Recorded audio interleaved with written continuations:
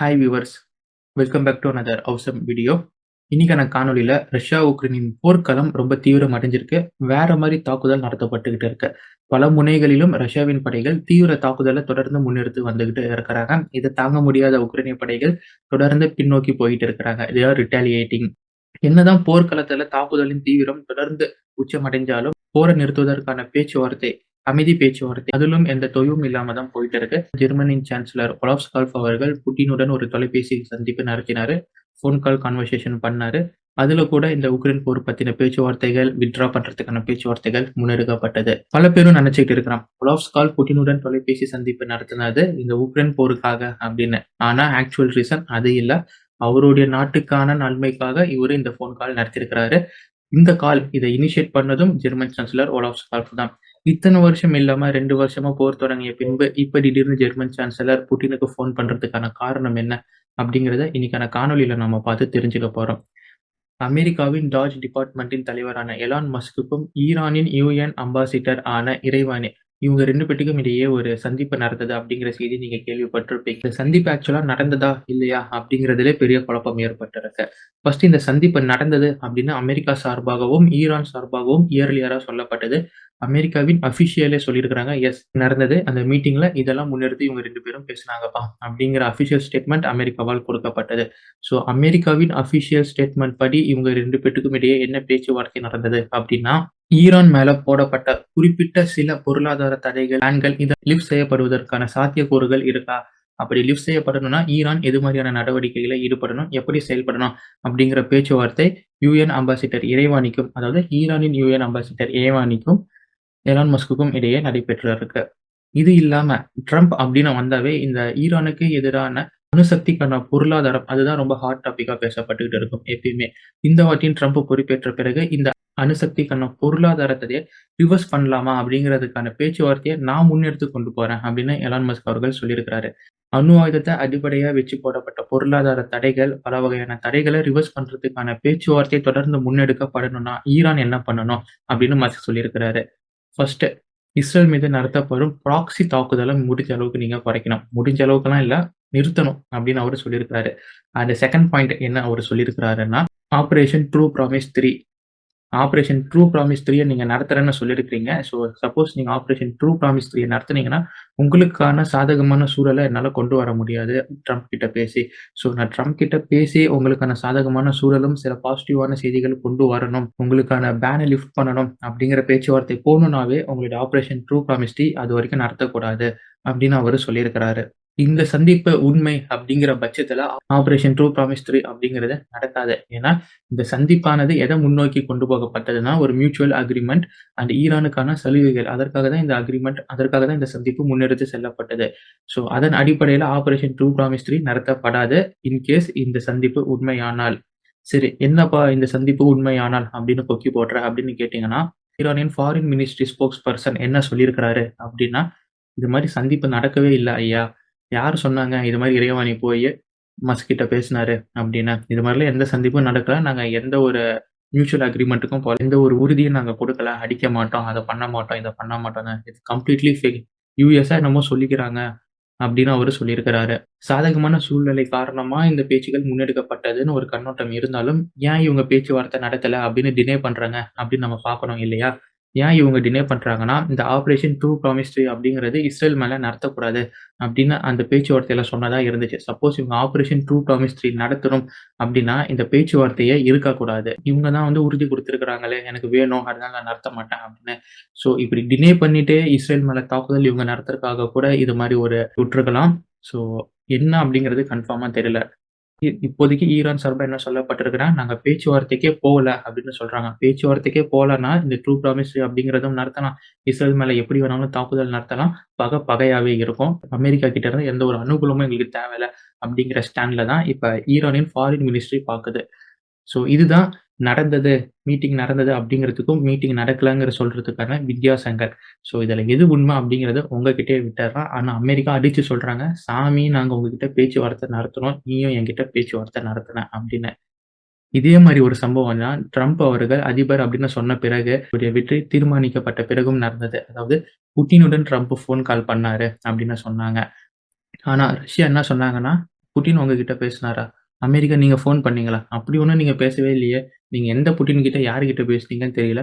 எங்களுக்கு உங்ககிட்ட இருந்து எந்த காலுமே வரல. ஸோ இட்ஸ் கம்ப்ளீட்லி ஃபேக் அப்படிங்கிற ஒரு செய்தியும் பரவுச்சு. அதாவது அமெரிக்கா நான் உங்ககிட்ட பேசினேன்னாங்க. ரஷ்யா எங்ககிட்ட நீங்க பேசவே இல்ல. பொய் சொல்றீங்க சார், பொய் சொல்றீங்க அப்படின்னு அவங்க சொன்னாங்க.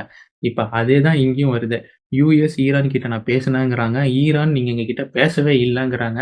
ஸோ ட்ரம்ப் வந்த பிறகு இது மாரியான செய்திகள் அதாவது யுஎஸ் நான் எல்லாத்துக்கிட்டயும் போய் பேசுறேன் அப்படிங்கிறாங்க. ஆனா ஆப்போசிட்ல இருக்கும் பார்ட்டி யுஎஸ் எங்ககிட்ட பேசவே இல்லங்கிறாங்க. ஸோ ஒரு புது வகையான உருட்டா இந்த உருட்டுகள் இப்ப வந்துகிட்டு இருக்கு உலக அரசியல்ல. இந்த ஸ்ப்ளிட்ட பாருங்களேன். இது 2023 உடைய இயர் எண்டிங் குளோஸ்ல நேட்டோ நாடுகள் நேட்டோக்காக ஸ்பெண்ட் பண்ண டிஃபென்ஸ் ஸ்பெண்டிங். இதுல பெரும்பாலும் யார் இருக்கிறாங்கன்னு பார்த்தீங்கன்னா, ஆப்வியஸ்லி அமெரிக்கா இருக்கிறாங்க. அமெரிக்காவுக்கு அடுத்தபடியா கனடா இருக்கிறாங்க. சரிங்களா? ஸோ இவங்க தான் அதிகமான தொகைய நேட்டோவின் வளர்ச்சிக்காகவும், நேட்டோவின் சட்டதிட்டத்திற்காகவும் இவங்க தான் இன்வெஸ்ட் பண்ணிக்கிட்டு இருக்கிறாங்க. அது இந்த சார்ட்ல இருந்து கிளியரா தெரியுது. இப்ப அமெரிக்கா எவ்வளவு தொகை ஸ்பெண்ட் பண்ணியிருக்காங்க அப்படிங்கிறது இந்த சார்ட்லயே கிளியரா போட்டிருக்காங்க. ஆனா EU நாடுகள், அதாவது ஐரோப்பிய ஒன்றிய நாடுகள் நேட்டோவுக்காக எவ்வளவு ஸ்பெண்ட் பண்ணியிருக்காங்க அப்படிங்கிறது ஸ்ப்ளிட் பண்ணி போட்டிருக்காங்க. நான் கால்குலேட்டர் எடுத்து கணக்கு போட்டு உங்களுக்கு இத காமிச்சிருக்கிறேன். அதாவது எவ்வளவு ஸ்பெண்ட் பண்ணியிருக்காங்க அப்படின்னு பார்த்தீங்கன்னா, $329.5 பில்லியன். இவ்வளோ தான் நேட்டோ நாடுகள், நேட்டோல இருக்கும் ஐரோப்பிய ஒன்றிய நாடுகள் மொத்தமாக செலவு பண்ணியிருக்கிறது. Which is not even half amount of America spends in NATO. அதாவது அமெரிக்கா வழங்கிய பாதி காசுக்கு கூட மொத்த ஐரோப்பிய ஒன்றிய நாடுகள் வழங்கிய காசுக்கு சமம் இல்ல அப்படிங்கிறது தான் இந்த விஷயம் நமக்கு காட்டுது. ஆனா இப்ப நேட்டோவின் தலைவரான மார்க் ரூட்டும், ஐரோப்பிய ஒன்றியத்தில இருக்கும் சில நேட்டோ நாடுகளின் தலைவரும் என்ன சொல்லிட்டு இருக்கிறாங்கன்னா, சப்போஸ் ட்ரம்ப் பதவியேற்ற பிறகு இந்த போர அப்படியே கம்ப்ளீட்டா குளோஸ் பண்ணிட்டாருன்னா, அவர நாங்க நேட்டோல இருந்து தூக்கிருவோம். அதாவது அமெரிக்காவ நாங்க நேட்டோல இருந்து தூக்கிருவோம் அப்படின்னு சொல்றாங்க. ஏன் அமாவாசை? அவங்க தான் அதிகமான காச குடுக்குறாங்க. அவங்க தான் உனக்கே சம்பளம் குடுக்குறாங்க. உனக்கான பாதுகாப்பு நேட்டோ தான். ஆனா நீ என்ன சொல்லிட்டு இருக்கிற? நாங்க அமெரிக்காவே தூக்குவோம்னு சொல்லிட்டு இருக்கிற. இதெல்லாம் உனக்கே நியாயமா இருக்கா? அப்படிங்கிற மாரி தானே நமக்கு கேள்வி எழும்புது. பாதிக்கும் மேலான தொகைய போட்டு இவங்க தான் நேட்டோவ வளர்க்குறாங்க. அதோடைய அவுட்கம்ம ஐரோப்பிய ஒன்றிய நாடுகள் சுவைச்சுக்கிட்டு இருக்கிறாங்க. ஆனா இப்ப என்ன சொல்றாங்கன்னா, ட்ரம்ப் ஏதாச்சும் பண்ணாருன்னா, அமெரிக்காவே நாங்க தூக்குவோம் அப்படிங்கிறாங்க. என்ன நியாயம் இது? "நண்பா என்ன ஷோ காட்டுறியா?" அப்படிங்கிற மாரி தானே இருக்கு. இப்ப இது மாரி ஒரு சிக்கல். அதாவது அமெரிக்கா இல்லாம ஐரோப்பிய ஒன்றிய நாடுகள் ரொம்ப கம்மியான காச பங்களிக்கிறாங்கன்னு காரணத்துக்காக தான், பைடன் அவர்கள் உங்களுடைய டிஃபென்ஸ் ஸ்பெண்டிங்ல இருந்து இவ்ளோ ஸ்பெண்டிங்க நீங்க கண்டிப்பா குடுத்தாகணும் அப்படிங்கிற அறிவிப்ப குடுத்தாரு. போன ட்ரம்ப் ஆட்சியில ட்ரம்ப் என்ன சொன்னார்ன்னா, மினிமம் 4% நேட்டோ நாடுகள் அவங்களுடைய டிஃபென்ஸ் ஸ்பெண்டிங்கா குடுக்கணும். இல்லைன்னா கிளம்புங்க, கிளம்புங்க காத்து வரட்டும் அப்படின்னு அவர் சொல்லியிருந்தாரு. ஸோ இது மாரியான ஒரு சிக்கல்களும் இப்ப இருந்துகிட்டு இருக்கு. இப்ப ட்ரம்ப் வந்த பிறகு என்ன பண்ணுவாருன்னா, ரஷ்யா, உக்ரைன் போர் ஒரு பக்கம் இருக்கட்டும். இவங்க இத மாரி அமெரிக்காவ தூக்குவோம், தூக்க மாட்டோம்னு சொல்றது இருக்கட்டும். ஆனா அல்டிமேட்லி நேட்டோங்கிறது அமெரிக்காவின் கண்ட்ரோல்குள்ள இருக்கும் ஒரு குழு தான். ஸோ ட்ரம்ப் என்ன சொல்ல போறாருன்னா, மினிமம் 5% உங்க ஜிடிபில இருந்து நேட்டோவுக்காக நீங்க டிஃபென்ஸ் ஸ்பெண்டிங் குடுக்கணும். அப்படி இல்லைன்னா நேட்டோ விட்டு கிளம்புங்க. நேட்டோல இருந்து நீங்க தூக்கி எறியப்படுவீங்க அப்படின்னு சொல்லிட்டு அவர் கடைய சாத்திட்டு போயிருவாரு. இதுதான் நடக்க போகுது. ஏன்னா பாருங்க ஃபிரெண்ட்ஸ் 800 பில்லியன்ங்கிறது எங்க இருக்கு? 300 பில்லியன்ங்கிறது எங்க இருக்கு? ஆனா நேட்டோங்கிறது ஐரோப்பிய ஒன்றிய நாடுகளுக்கான ஒரு பாதுகாப்பு கோசமா இருக்கு. கொஞ்சம் கூட இது லாஜிக்கே இல்லாம மார்க் ரூட்டா இருக்கட்டும், இல்ல ஐரோப்பிய ஒன்றியத்தில இருக்கும் நேட்டோ நாடுகளா இருக்கட்டும் பேசிக்கிட்டு இருக்கிறாங்க. இதெல்லாம் ஜஸ்ட் நம்மள ஏமாத்துறதுக்காக இவங்கலாம் சொல்லிட்டு இருக்கிறாங்க. நாங்க வந்து அமெரிக்காவ தூக்க போறோம். ரஷ்யாவுக்கு ஆதரவா போனா அப்படின்னு சொல்றதெல்லாம். சரிங்களா? ஸோ இந்த ஒரு தகவல உங்களுக்கு நான் தெரியப்படுத்திட்டு, இன்னைக்கான காணொளியில நம்ம போய் ரஷ்யா, உக்ரைன் போர்க்களம் எது மாரியான மாறுதல்கள் அடைஞ்சுகிட்டு இருக்கு, எது மாரியான முன்னேற்றங்கள் ரஷ்யா அடைஞ்சுகிட்டு இருக்கிறாங்க. ஏதோ 70 ஸ்கொயர் கிலோமீட்டர் ஒரே நாள்ல ரஷ்யா புடிச்சாங்க அப்படிங்கிற தகவல் எல்லாம் வந்திருக்கு. ஸோ அந்த செய்திய மேப்போட இன்னைக்கான வீடியோல நம்ம பார்த்து தெரிஞ்சுக்க போறோம். செம நியூஸா இருக்க போது. வாங்க வீடியோக்குள்ள போய் முழுசா அந்த செய்திய பார்த்து தெரிஞ்சுக்கலாம்.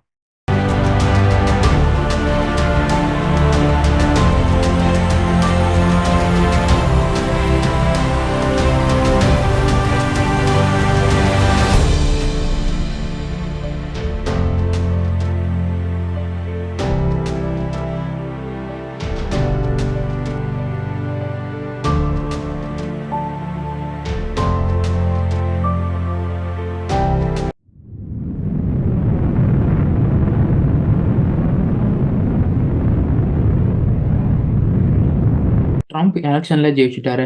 அவரு தான் அடுத்த அதிபர்ன்னு சொன்ன உடனே இஸ்ரேல் காசா போர்ல இஸ்ரேல் தீவிரமா தாக்க ஆரம்பிச்சுட்டாங்க. அப்பப்ப சிரியா, ஈராக்னு அடிச்சவங்க இப்ப தொடர்ந்து சிரியா, ஈராக் நிலைகளையும் சைட் பை சைடு ஹெஸ்புல்லாவின் தெற்கு லெபனனையும் காசாவையும் போட்டு புரட்டி எடுக்க ஆரம்பிச்சுட்டாங்க. இதுல ரொம்ப பாவமா இருப்பது காசா தான். ஏன்னா என்டையர் காசாவையும் ஒரே அடியா அடிச்சுக்கிட்டு இருக்கிறாங்க இஸ்ரேல். இந்த இஸ்ரேலின் தீவிரத்திற்கு காரணம் என்னன்னு பார்த்தீங்கன்னா, மேல இருந்து வரும் சப்போர்ட் தான். ஏன்னா பைடன் அவர்கள் அப்படி இப்படின்னு ஆசிலேஷன்ல இருந்தாரு. ஆனா ட்ரம்ப் அவர்கள் அப்படி இல்ல. டிட்டர்மென்ட்டா இருக்கிறாரு. என் சப்போர்ட் இஸ்ரேலுக்கு தான். மாப்பிள நீ என்ன வேணாலும் பண்ணு நான் பார்த்துக்கிறேன். அப்படின்னு ட்ரம்பின் டெசிஷன் இருப்பதனால தான் இஸ்ரேல் துணிஞ்சு இறங்கி படிச்சுக்கிட்டு இருக்கிறாங்க. சரி, இஸ்ரேல் காசா இப்படி போயிட்டு இருக்கும்போது ரஷ்யா உக்ரைன் அப்படின்னு பார்த்தா, தலைவரே ட்ரம்ப் வந்துட்டாரு. போரும் முடிவுக்கு வந்துரும். ஸோ இருக்கிற டைம்குள்ள முடிஞ்ச வர உக்ரைன் எல்லையை பிடிச்சிடலாம் அப்படின்னு இப்போ ரஷ்யாவின் ஃப்ரண்ட்லைன் இரவு பகலா வெறிகொண்ட வேங்கையா செயல்பட்டுக்கிட்டு இருக்கிறாங்க. ஒரே நாள்ல 70 ஸ்கொயர் கிலோமீட்டர் நிலப்பரப்புல இருந்து உக்ரைனிய வீரர்களை பின்தள்ளி இருக்கிறாங்க ரஷ்யா. இது ஒரு மேசிவ் அச்சீவ்மெண்ட் அப்படின்னே சொல்லலாம் இந்த போர்க்களத்துல. மேப்புக்குள்ள போய் சம்பவத்தை பார்த்தோம்னா, நீங்க இப்ப பாக்குற மேப்ல ப்ளூ ஷேடட் ஏரியாஸ், இந்த ஏஎஃப்யூ படைகள் கைப்பற்றிய இடங்கள், அவங்க இருக்கும் இடங்கள் அப்படின்னு சொல்லலாம். ஏஎஃப்யூனா ஆர்ம்டு ஃபோர்ஸஸ் ஆஃப் உக்ரைனிய படைகள். இது ரெட் கலர் ஷேடட் ஏரியாஸ் எல்லாமே RUAF, அதாவது ரஷ்யன் ஆர்ம்டு ஃபோர்ஸஸ் இருக்காங்க. இந்த போர்க்களம் அப்படின்னு பார்த்தீங்கன்னா ரஷ்யால இருந்து டுவர்ட்ஸ் உக்ரைனை நோக்கி போகுது. அதாவது ஈஸ்டர்ன் ஃபிளாங்க்ல இருந்து வெஸ்டர்ன் ஃபிளாங்குக்கு போற மாதிரி கணக்கு. அப்ப ரஷ்யாவின் வெஸ்டர்ன் ஃபிளாங்க் இப்ப என்ன பண்ணிக்கிட்டு இருக்கிறாங்கன்னா, கிர்சன் ஃப்ரண்ட்டை தவிர மற்ற எல்லா இடங்களிலும் தன்னோட அக்ரேஷனை காட்டி ரொம்ப தீவிரமா ரொம்ப அட்வான்ஸ்மெண்ட் அடைஞ்சுக்கிட்டு இருக்கிறாங்க. அதுலயும் குறிப்பிட்டு சொல்லணும்னா குபியான்ஸ், குரோகோவ், வெலியா நோவோசில்கா, ஒரிக்கிவ், குலியோபோல், போக்ரோவிஸ்க், ஒராகோவ், செவர்னெஸ்க், டோரஸ், இந்த உக்ரைனிய நகரங்களுக்கான ஃப்ரண்ட் ஓவர் ஸ்பீடா இருக்கிறாங்க. இருக்கிற ஃப்ரண்ட் லைன்ல இவங்க ரொம்ப அதிகமான அச்சீவ்மெண்ட் அடைஞ்சிக்கிட்டு இருக்கிறாங்க அப்படின்னு குறிப்பிட்டு சொல்றாங்க. தனித்துவமா ஒரு ஃப்ரண்ட் இருக்கு, அதுதான் செர்னிஹிவ். இது ரஷ்யாவின் வெஸ்டர்ன் ஃபிளாங்குக்கு சம்பந்தமே இல்லாம ஒரு இடத்துல இருக்கும் ஃபிளாங்க். மேலே இருந்து கீழே இறங்கிட்டு இருக்கிறாங்க. நீங்க மேப்ல பாத்தீங்கன்னா தெரியும். இந்த ஃப்ரண்ட் புதுசா ஓபன் பண்ணப்பட்டிருக்கு ரஷ்யாவின் ஃபிளாங்க்னால. இது எதற்காக அப்படின்னு கேட்டீங்கன்னா, nothing but adding additional pressure. Ukraine எப்படி சம்பந்தமே இல்லாம ரஷ்யாவின் குஷ்க ஊடுருவி இப்போ வர குடைச்சல் கொடுத்துக்கிட்டு இருக்கிறாங்களோ, அதே ஸ்ட்ராட்டஜி தான் செர்னிஹிவ்க்கும் ரஷ்யா பிளான் பண்ணியிருக்கிறாங்க. இப்போ இந்த வெஸ்டர்ன் ஃபிளாங்க் அட்வான்ஸ்மெண்ட் அடைஞ்சிக்கிட்டு இருக்கிறாங்க, அக்ரெசிவா போயிட்டு இருக்கிறாங்க அப்படின்னு சொன்னால. ஸோ எத்தனை மைல்ஸுக்கு இந்த அதிகமான அக்ரெஷன் இருக்குன்னு பார்த்தீங்கன்னா, 600 மைலுக்கான உக்ரைனுக்கு எதிராக இருக்கும் ரஷ்யாவின் ஃப்ரண்ட் லைன் அக்ரெசிவா இப்போ புஷ் பண்ணிக்கிட்டு இருக்கிறாங்க. சரி, இந்த அக்ரெஷனுக்கு என்னதான் காரணம் அப்படின்னு பார்த்தீங்கன்னா, நம்ம ஏற்கனவே சொன்ன மாதிரி தான் ட்ரம்ப் வந்துட்டாரு. போர் எப்போ வேணாலும் முடிவுக்கு வரலாம். ஸோ ஒரு அழுத்தம் தரப்பட ஆரம்பிக்கலாம். ஸோ அதற்குள்ள நம்மளால முடிஞ்ச பகுதிகளை பிடிக்கணும் அப்படிங்கிற ஒரே காரணத்துக்காக தான் இப்போ திடீர்னு இவ்வளோ பெரிய அக்ரெஷன் காட்டப்படுது. சரி, இப்போ நீங்க பார்க்குற இந்த இடத்துல தான், அதாவது டால்னிச் அப்படின்னு சொல்லக்கூடிய இந்த இடத்துல தான் ஃபர்ஸ்ட் ரஷ்யாவின் RUAF மிகப்பெரிய அட்வான்ஸ்மெண்ட் அடைஞ்சு அங்கு இருந்து UAF பின் தள்ளி இருக்கிறாங்க. அதாவது டால்ஜி அப்படிங்கிற இடத்துல ஃபர்ஸ்ட் உக்ரைனிய படைகள் சண்டை போட்டுக்கிட்டு இருந்தாங்க ரஷ்யாவின் ஃப்ரண்ட் லைனை எதிர்த்து. ஆனா ரஷ்யாவின் ஃப்ரண்ட் லைன் இந்த உக்ரைனிய ஃப்ரண்ட் லைனை பின்னுக்கு தள்ளிட்டாங்க டால்னிஜில் இருந்து. அதாவது டால்னிஜில் இருந்து பின்னாடி போயிட்டாங்க. சரி, மற்ற பகுதியில் இருக்கும் உக்ரைனிய ஃப்ரண்ட் லைன் இருப்பாங்க இல்லையா, அவங்க ப்ரெஷர் பண்ணாங்களா அப்படின்னு கேட்டால் அவங்க ப்ரெஷர் பண்ணல. மாறா இதே RUAF கீழே ப்ரெஷர் பண்ண ஆரம்பிச்சிட்டாங்க டால்ஜியை கைப்பற்றி. அதாவது இலின்கா அப்படிங்கிற பகுதியை நோக்கி கீழே ப்ரெஷ் பண்ண ஆரம்பிச்சிட்டாங்க. இதன் காரணமா அதாவது டால்னிஜிலிருந்தும் பின் போயிட்டாங்க, இலினா அப்படிங்கிற இடத்துல இருந்தும் பின் தள்ளப்பட்டாங்க. இதன் காரணமா ரஷ்யா படைகள் எவ்வளோ கிலோமீட்டருக்கு உக்ரைனிய படைகளை பின் தள்ளியிருக்கிறாங்க அப்படின்னு பார்த்தீங்கன்னா 70 ஸ்கொயர் கிலோமீட்டரை பின் தள்ளியிருக்கிறாங்க உக்ரைனிய படைகளை அந்த இடத்துல இருந்து. ஸோ இதன் காரணமாக ரஷ்யா படைகள் 70 ஸ்கொயர் கிலோமீட்டரை ஒரே நாளில் அவங்க ஆக்குபை பண்ணிட்டாங்க. இந்த வெற்றியை பதிவு பண்ணது ரஷ்யாவின் குரைகோவ் ஃப்ரண்ட்லைன் அப்படின்னு சொல்லப்படுது. ஏன்னா இந்த டால்ஜியா இருக்கட்டும், இல்லை இந்த இலின்கா அப்படிங்கிற பகுதியாக இருக்கட்டும், இது எல்லாமே இந்த குரைகோ அப்படிங்கிற பகுதிக்குள்ளே இருக்கும் இடங்கள் தான். இது மாதிரி தான் லம்பா, குபியான்ஸ்க், நோவோசில்ஸ்கா, டோரஸ்க், செவஸ்கி போன்ற இடங்களில் இருக்கும் ஃப்ரண்ட்லைன்கள் அட்வான்ஸ்மெண்ட் ஆகிட்டு இருக்கிறாங்க. ஸோ அதில் ஒரு எக்ஸாம்பிளாக தான் உங்களுக்கு நான் இந்த குரைகோ அப்படிங்கிறத சொல்லியிருக்கிறேன். இது மாதிரி கைப்புல பயங்கரமாக அடி வாங்கிட்டு இருக்கிற காரணத்தினால குமுறுன்னு குமுறி இருக்கிறாரு. ரியல் எண்டை கொண்டு வாங்க சார், என்ன சார் பேசிக்கிட்டு இருக்கிறீங்க, எங்களுக்கு ரியல் எண்டு வேண்டும், அமைதி பேச்சுவார்த்தைக்கு வரேன், ரஷ்யா சொல்கிறதுக்கு வச்சுக்கிட்டு நான் பீஸ் கொண்டு வரேன் அப்படிங்கிறலாம் வேணாம், ரியல் எண்ட் நாங்கள் சொல்கிறது படி கேட்டு வேணும் அப்படின்னு அவர் இப்போ குமுறி இருக்கிறாரு. இப்போ அப்படியே ஜெர்மனிக்கு போகலாம். ஜெர்மனியில் ஏற்கனவே ஒரு அரசியல் குழப்பங்கள் ஏற்பட்டுக்கிட்டு இருக்கு. ஆட்சி கவிழ்ப்பிற்கான சதித்திட்டங்கள் அரங்கேறியது எல்லாமே உங்களுக்கு தெரியும். அங்கே நிலைமை இப்போ அன்ஸ்டேபிளாக இருந்துகிட்டு இருக்கு. இதற்கு மத்தியில் ஒலாஃப் ஸ்கால்ஃப் அவர்கள் வாலண்டியரா புட்டினுக்கு ஒரு கால் பண்ணியிருக்கிறாரு. டெலிஃபோனிக் கால் கான்வர்சேஷன் ஈடுபட்டிருக்காரு. இந்த காலை இனிஷியேட் பண்ணது புட்டின் இல்ல, ஒலாஃப் ஸ்கால்ஃப் அவர்கள் தான். 2 வருஷம், அதாவது இந்த உக்ரைன் போர் ஆரம்பிச்ச 2 வருஷத்திற்கு பிறகு முதல் தடவை ஒலாஃப் ஸ்கால்ஃப் அவர்கள் புட்டினிடம் பேசியிருக்கிறாரு. இப்போ ஏன் பேசினாரு அப்படிங்கிறத நம்ம பின்னாடி பார்க்கலாம். ஆனா அதற்கு முன்னாடி ஒலாஃப் ஸ்கால்ஃப் அவர்கள் புட்டினுடன் பேசிய கான்வர்சேஷன்ல இந்த ரஷ்யா உக்ரைன் போருக்கான பேச்சுவார்த்தைகள் இடம்பெற்று இருந்தது. அதுல அவர் என்ன சொல்லியிருந்தாருன்னா, போரை முடிச்சுக்கலாம், பீஸ் டாக்குக்கு வாங்க, ஸோ உங்க படைகளை உக்ரைன் மண்ணில இருந்து ரிட்டாலியேட் பண்ணிக்கோங்க அப்படின்னு தான் சொல்லியிருக்கிறாரு. அதுக்கு பின்னாடி எப்படியாப்பட்ட பீஸ் டாக் வேணும், எது மாதிரியான ரூல்ஸ் நெகோசியேஷன்ஸ் இருக்கணும்லாம் சொல்லல. படைகளை உக்ரைன்ல இடத்துலேருந்து பின்வாங்கிக்குங்க அப்படின்னு தான் சொன்னார். அதற்கு ஜெலன்ஸ்கி அவர்கள் என்ன சொல்லியிருக்கிறாருன்னா, ஒலாஸ்கால்ஃப் நீங்கள் போய் பீஸ் டாக் ரஷ்யா கூட பண்ணிட்டீங்கன்னா நாங்கள் கை கட்டி சரண்டர் ஆயிடணுமா, நீங்கள் சொன்னால் நாங்கள் கேட்டுக்கிட்டு போகணுமா, அப்படியெல்லாம் முடியாது. எங்களுக்கு ரியல் பீஸ் டாக் வேணும். எங்களுடைய கொள்கைப்படி புட்டின் அவர்கள் தோற்று போயிட்டேன் அப்படின்னு என்கிட்ட வந்து சரண்டர் தான் நான் பீஸ் டாக்குக்கு வருவேன் அப்படிங்கிற மாதிரி அவர் சொல்லியிருக்கிறாரு. சரி, இது ஒரு பக்கம் இருக்கட்டும். ஜெர்மனியின் சான்சலர் ஒலாஃப் அவர்கள் ஆக்சுவலான காரணத்திற்காக எதற்கு புட்டினுக்கு கால் பண்ணாரு அப்படின்னா, இந்த போர் ஆரம்பிக்கும் போது ஜெர்மனி ரஷ்யாவுடன் இருந்த உறவை கம்ப்ளீட்டாக முறிச்சுக்கிட்டாங்க. ரஷ்யா கிட்ட இருந்து ஒட்டும் இல்லை, வரவும் இல்லை, எந்த ஒரு டிரான்சாக்ஷனும் நாங்கள் நேரடியாக டீல் பண்ண மாட்டோம் அப்படின்னு சொன்னாங்க. ஆஸ் எ ரிசல்ட் 2 வருஷம் கொஞ்சம் தாக்கு பிடிச்சாங்க. ஆனால் இப்போ நிலைமை ரொம்ப மோசமாக இருக்கு இல்லைங்களா? இப்போ நான் ஒரு வீடியோ போடுறேன், இந்த வீடியோவை பாருங்க.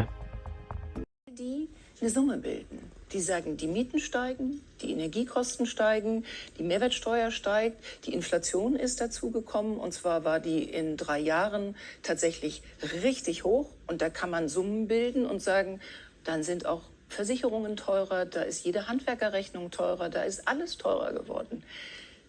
Kommen Sie erst sehr spät auf den Gedanken, dass die Menschen tatsächlich ärmer geworden sind in dieser Politik und in dieser Zeit. Na, jetzt finde ich, sollten Sie Herrn Putin nicht ganz rauslassen.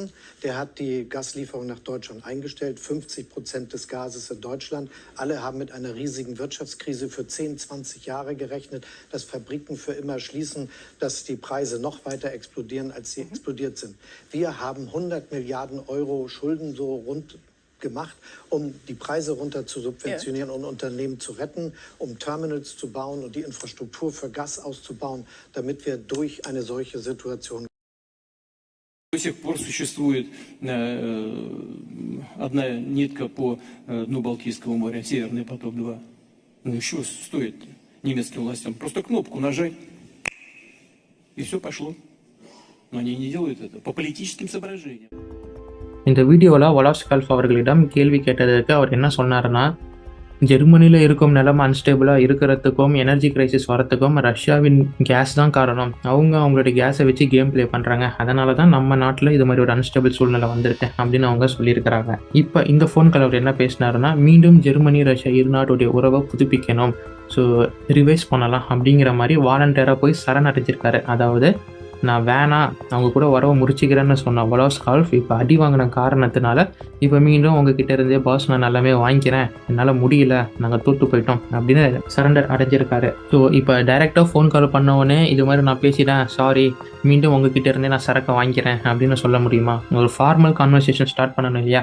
அதனால தான் இந்த Ukraine போர் பற்றியும் middle east conversation பற்றியும் அப்படி இப்படின்னு பேசிட்டு அதுக்கப்புறம் அவருடைய மேட்டருக்குள்ளே வராரு. அதாவது ஜெர்மன் ரஷ்யா இந்த இரு நாட்டு ரிலேஷன்ஷிப்பை புதுப்பிக்கிறதுக்கான பேச்சுவார்த்தையில் நமக்கே தெரியும், இந்த போர் ஆரம்பித்த பிறகு ரொம்ப நொந்து போயிருக்கிறாங்க ஜெர்மனி. ஒரு பக்கம் எனர்ஜி செக்டார் பருத்து இருக்கு, இன்னொரு பக்கம் ஃபினான்ஸ் கவுந்து இருக்கு, இண்டஸ்ட்ரியலைசேஷன்ஸ் ஊற்றி இருக்கு. ஸோ இது மாதிரியான சம்பவங்கள் தொடர்ந்து அடுத்தடுத்து நடந்த காரணத்தினால வேற வழியே இல்லை, ரஷ்யா கிட்ட போய் சரணடைஞ்சாதான் நம்ம நாட்டை நம்ம மீட்டெடுக்க முடியும்னு இப்போ ஒலாஃப் அவர்கள் புட்டினிடம் 2 வருஷத்துக்கு பிறகு வாலண்டியரா போய் கால் பண்ணியிருக்கிறாரு. ஆக உக்ரைன் கான்ஃபிளிக்ட்னால ஜெர்மனி தான் ஐரோப்பிய ஒன்றியத்தின் முதல் நாடா ரஷ்யா கிட்ட தோத்து போய் நின்று ரஷ்யாவிடம் சரணடைஞ்ச நாடா இப்போ பார்க்கப்படுது. So absolute defeat for German அப்படின்னே சொல்லலாம். ஏன்னா இந்த போர் ஆரம்பிச்ச பிறகு அவங்க என்னென்ன சொன்னாங்கன்னு அப்படின்னு நீங்களே கொஞ்சம் ரீவைண்ட் பண்ணி பாருங்களேன். ரஷ்யா புட்டின் அவங்கனால இந்த போரில் ஜெயிக்க முடியாது, நாங்கள் பக்கபலமாக இருக்கோம், எங்களுடைய ஆயுதங்களை ரஷ்யானால சமாளிக்க முடியாது, உக்ரைன் இறங்கி விளையாடு அப்படின்னு சொன்னவங்க இப்போ அவங்க நாடே திவால் ஆன காரணத்தினால அதை புட்டின்கிட்ட போய் சரணடைஞ்சிருக்காரு. இது அப்சல்யூட் டிஃபீட்டா இல்லையா? நீங்கள் இதை எப்படி பார்க்குறீங்க? ஜெர்மனியின் ஒலாஃப் அவர்கள் ஃபோன் கால் இதை பற்றினது தான் அப்படின்னு நீங்கள் ஒத்துக்கிறீங்களா இல்லையா? உங்களுடைய கருத்துக்கள் என்ன அப்படிங்கிறத கமெண்ட் பாக்ஸில் போடுங்க. அண்ட் இன்னைக்கான காணொலி இதுதான் நண்பர்களே. மீண்டும் அடுத்த ஒரு நல்ல காணொலியில் சந்திக்கிறேன். அதுவரை இணைந்திருங்கள். அவிதா மரியோமில். And stay tuned for next video my dear friends. நன்றி, வணக்கம்.